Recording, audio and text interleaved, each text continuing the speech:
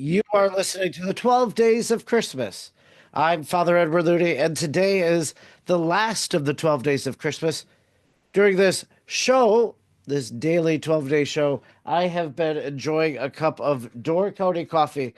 Today is our last day of the coffee, but I have in each little bag that much remaining, so I will be enjoying this coffee for probably another 12 days. Except there's one flavor I will not. I will either give it to someone to finish or you know what'll happen to it. So, anyways, uh, Door County Coffee, grateful that they sent me this 12 Days of Christmas box. I know a lot of people probably drank the coffee leading up to Christmas, but we're Catholic, and so we're doing the 12 Days of Christmas.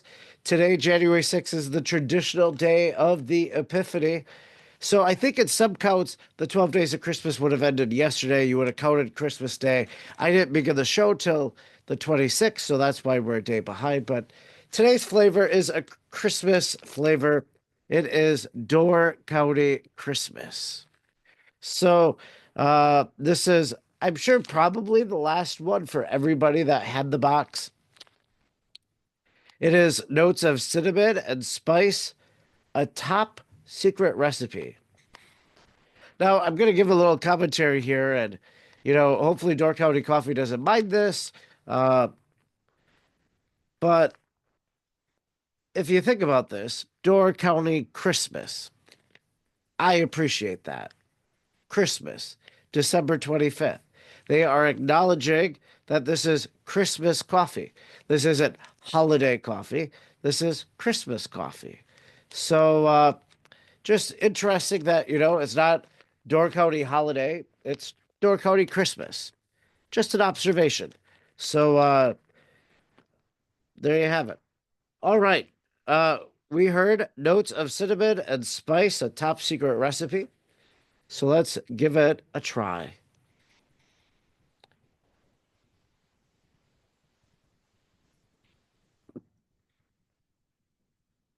It's good.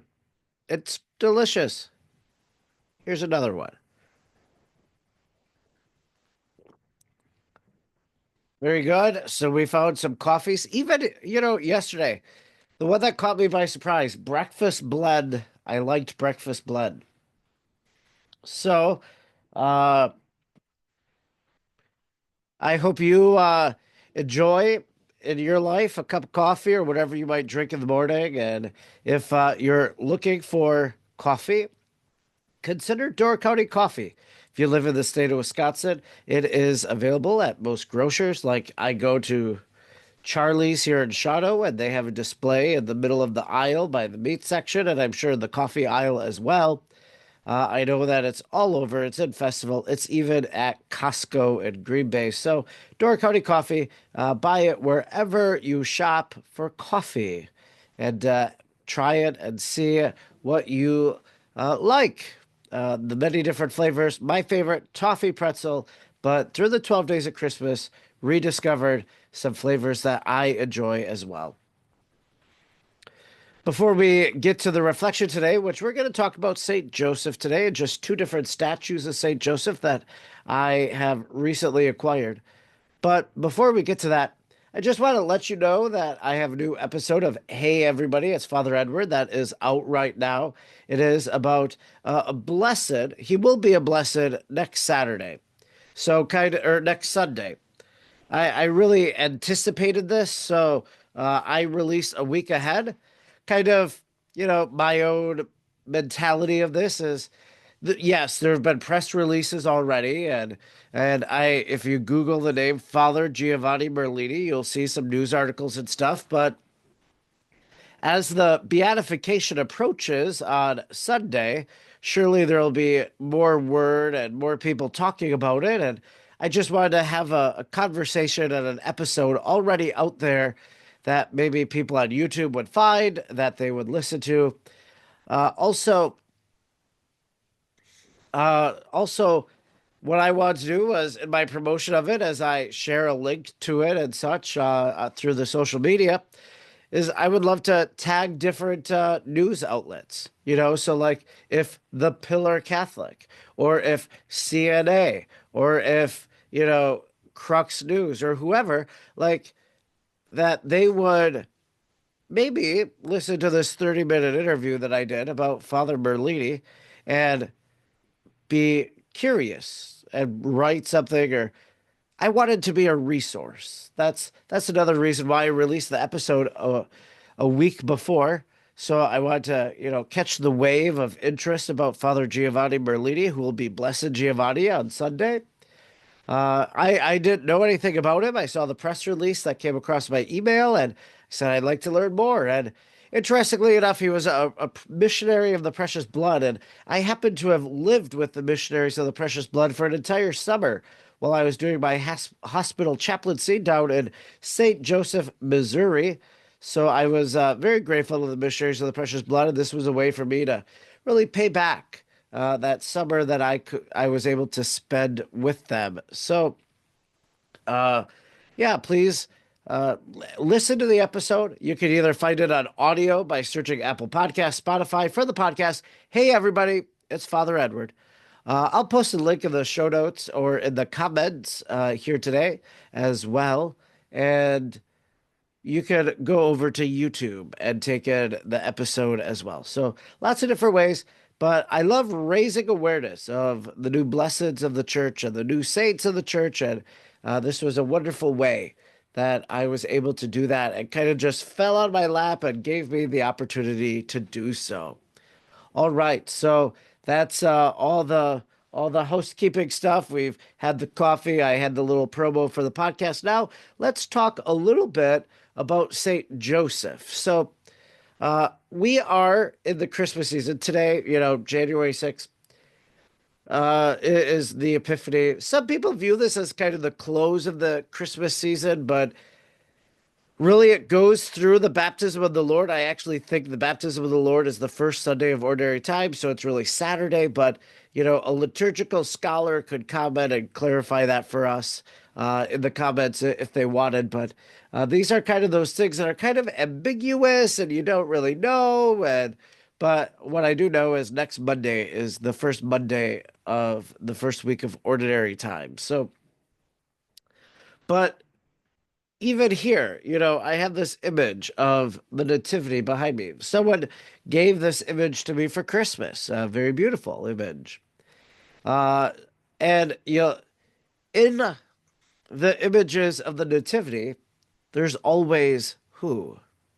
Mary, there's Joseph, shepherds or magi. The magi are the reason we have the Epiphany, animals, etc. But Mary and Joseph, comprising the Holy Family. We've had the Feast of the Holy Family most recently as well.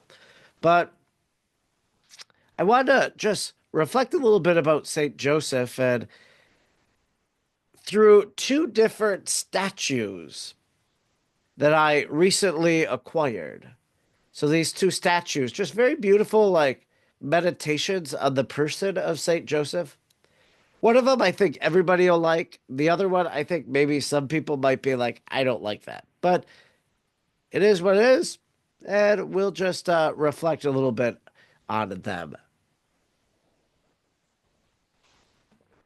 All right. So the first one, the one that I think everybody can get behind, very tender image of the Holy Family. I bought this. Oh, and apparently, like, oh my gosh, it lights up. I didn't know this, but there's a little button on the bottom. So this has just been sitting on my little kitchen island, just as a little reminder of Christmas. And I have two or three. No, I think I have one, two. Yeah, for sure. I have three nativity sets downstairs in the basement. Regretfully, I didn't put any up. The past 2 years, I just haven't decorated for Christmas. I have a Christmas tree. I've put ornaments on that I've acquired this year, but I haven't brought up ornaments. My mother had a whole mess of ornaments that obviously I inherited. But I just haven't really decorate. Now, everybody's taking down decorations for Christmas, and I'm talking about decorations right now, but that's the irony. So, but I would say that this was my nativity scene. And as you just saw, I discovered there's a light. So I'm going to turn the light on. But here it is. You have Joseph holding the baby Jesus and Mary resting. So often, and because of our Holy Father, Pope Francis, so often we look at Joseph sleeping. It's how he has the dreams and such. And say, or Pope Francis, he likes putting intentions under the sleeping Joseph. So, but you have Mary resting. That here she is, the maternal presence in the life of Jesus. That she feeds the Christ child, that she sings him lullabies, that she is so enraptured in her ministry and her maternal love for her son. She needs to rest. And so St. Joseph is here, holding the Christ child. It's a beautiful, I think, image of Christmas. Gives us a sense of the paternal, the fatherly, just that Joseph was a fatherly protector, a fatherly provider, all of those different attributes of being a father. A beautiful little image here that we have. So that's the first image that I recently acquired. I got this when I was at Bronner's Christmas store in Frankenmuth, Michigan. Let's make sure this doesn't fall down. We'll put it right there. So that's the first image. But when I saw it, I said, this is so unique. And of course, they sell it at a store. So obviously, other people in the world have it. But have you ever seen an image like that? I'm willing to bet you haven't. Maybe you have. I described it in a homily a few weeks ago. I didn't post the picture, but here the picture is now. So, uh, yeah, beautiful little depiction of meditation on Saint Joseph. Now, here, let me take another drink. Now, here is the second statue of Saint Joseph, and I actually just picked this up on Friday. I think it was Friday. Yep, Friday. I was at the church goods store in Green Bay, DeWitt Church Supply, and I was there to acquire a few things for the parish. But uh, as I was there, I saw this display and I saw this Joseph, and I said, "How much is that statue?" And it was a little more than I wanted to pay for, but mindful that so many people have gifted me things and money and such during Christmas. There's always the little note, use this to treat yourself or buy something for yourself. So a lot of people will give their priest, $20 or something like that, or more, or whatever. But, in a sense, the gift of cash is saying, I don't know what you would like or what you need or what you would enjoy, but you go get something for yourself. And so this is one of those little things that I went and got. So here is Joseph. So I like the fact that he's a younger Joseph, and then Jesus is just clinging to his back. We see this image a lot. I see this a lot. If I'm out at a restaurant or if I'm at a store or I'm at somebody's house, a kid jumping on their parent's back. It's a familiar image to us. So you have Jesus. Looks like he's a toddler, so by his size there, he's a toddler. He's not a baby like this Jesus. But it was just another little image. Like, you don't think of Saint Joseph like this. You don't think of Jesus like this. Just kind of gives us this beautiful portrait and meditation on the Holy Family. Now, there was we gave out a Holy Family card image at the parish on the Feast of the Holy Family. And when I say we, I mean the Knights of Columbus gave out a Holy Family image. And one of the questions, An astute parishioner asked me. I didn't think St. Joseph was this old. That's a great question about the age of Joseph. So the Orthodox believe that Joseph was a bit older, that he was, I don't know, 60, 70, 80 when he took Mary in, that he was really this grandfatherly figure, if you will, or protector of the virgin's chastity and virginity and such. The Orthodox put forward an older Saint Joseph to suggest that the brothers and sisters of the Lord mentioned in Mark 1 through or 6, 1 through 6, or Mark 3, 31 to 35, that they are children of Joseph from a previous marriage. Now the Catholic Church. So that's the Eastern Church. So Eastern Orthodox, Eastern Catholic. So so there are some Catholics that would believe in an older Saint Joseph. But when it comes to the Roman Church, the Western Church, we believe in a more young. We believe in a younger Joseph, more virile Joseph, and that as the protector of the Virgin and guardian of her purity and chastity and virginity and such, that he needed to be virtuous in that sense. For the longest time, I subscribe to the older Joseph model, and you'll see a lot of older Joseph images. But I subscribe to that. I thought it was the more easy explanation. Why do we have to go through all the semantics of language and whatnot? St. Jerome says that the brothers and sisters are cousins and yada, yada, yada. Now, I agree with St. Jerome now. It's not that I disagreed with him before, but we see eye to eye now. But I just thought it's so much easier to posit what the Eastern Church believes, more readily believable by the people of God. But then I began having this intellectual conversion in which I realized, well, Joseph went to Bethlehem. Joseph went to Egypt. I don't think an older man would be making these journeys. He couldn't be a provident father at his older age. And so I had a change of heart, and I came to accept a younger Joseph. Now, he was definitely older than Mary was, but he's not 70. So that's a little bit about St. Joseph.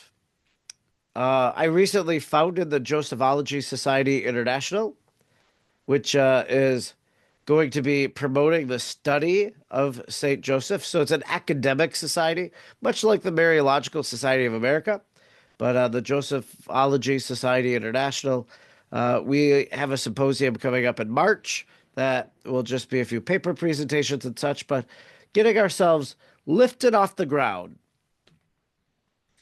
reestablishing. There have been Josephology societies throughout time, and one of the reasons I wanted to talk about St. Joseph today was because the saint of the day is St. Andre Besette.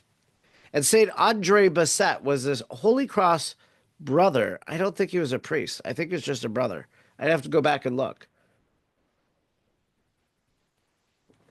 But St. Andre Besette was in Montreal. He was the porter, the doorkeeper. So another one of these holy doorkeepers. Another holy doorkeeper was Blessed Solanus Casey.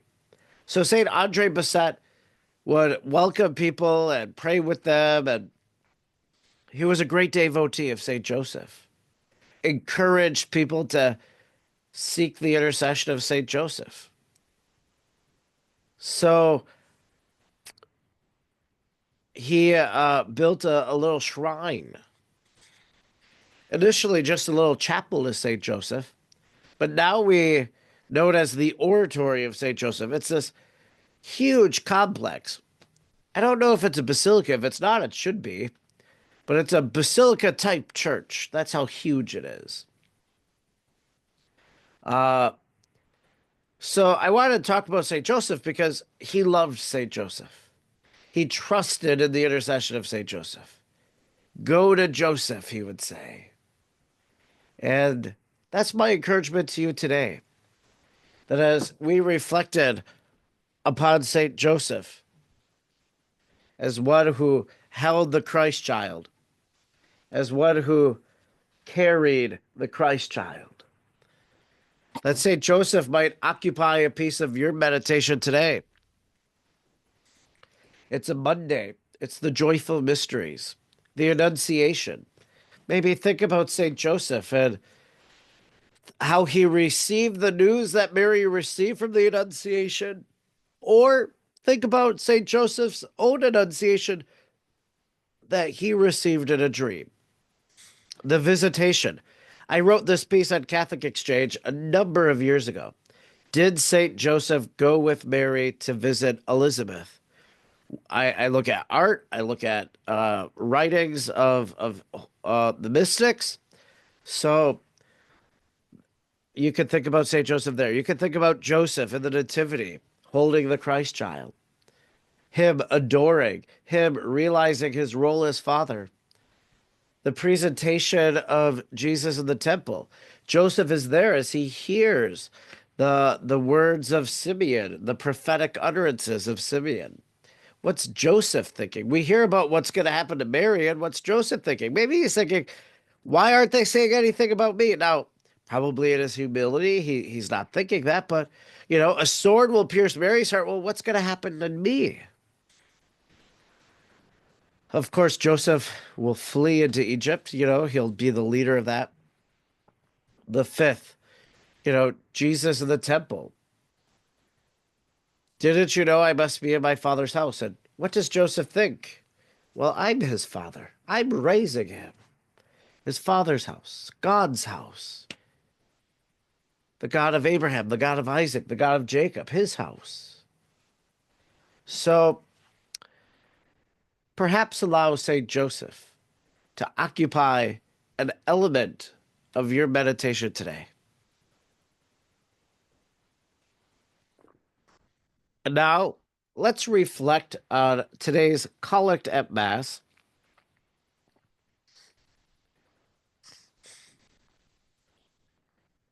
So we are not going to reflect on the collect for St. Andre. I'll read it for you at the end here. But we'll reflect on the Christmas collect for the Christmas season. O God, whose eternal word adorns the face of the heavens,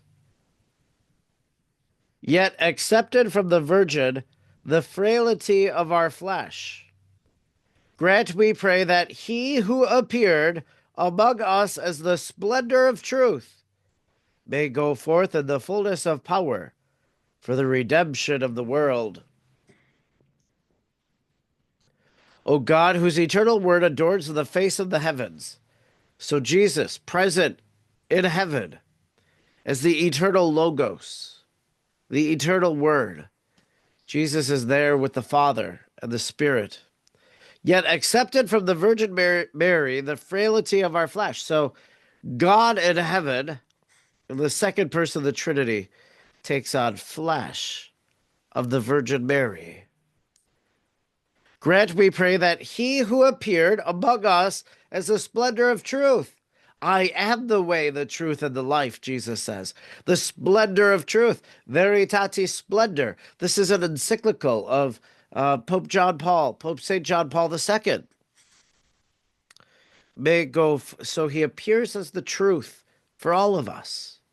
May go forth in the fullness of power, so that he who appeared among us, so all of us, the people, as the splendor of truth, may we go forth in the fullness of power. So we go forth in the fullness of power of the truth that we've received for the redemption of the world. That Jesus has redeemed the world. This is the power and knowledge of the truth that sustains us in our very lives. We can take a look at this prayer for St. Andre Besette as well. I'm sure it will emphasize his devotion to St. Joseph. Lord our God, Friend of the lowly, who gave your servant, St. Andre Besette, a great devotion to St. Joseph and a special commitment to the poor and afflicted, help us through his intercession to follow his example of prayer and love, and so come to share with him your glory. To come to share with him in your glory. Help us through his intercession, St. Andre's intercession, to follow his example of prayer and love. So his example, I believe, is the example of St. Andre Besette. But really, we could say maybe St. Andre would want to defer to St. Joseph and to follow his example of prayer and love. But the prayer and love of St. Andre Besette was one of prayer and devotion to St. Joseph.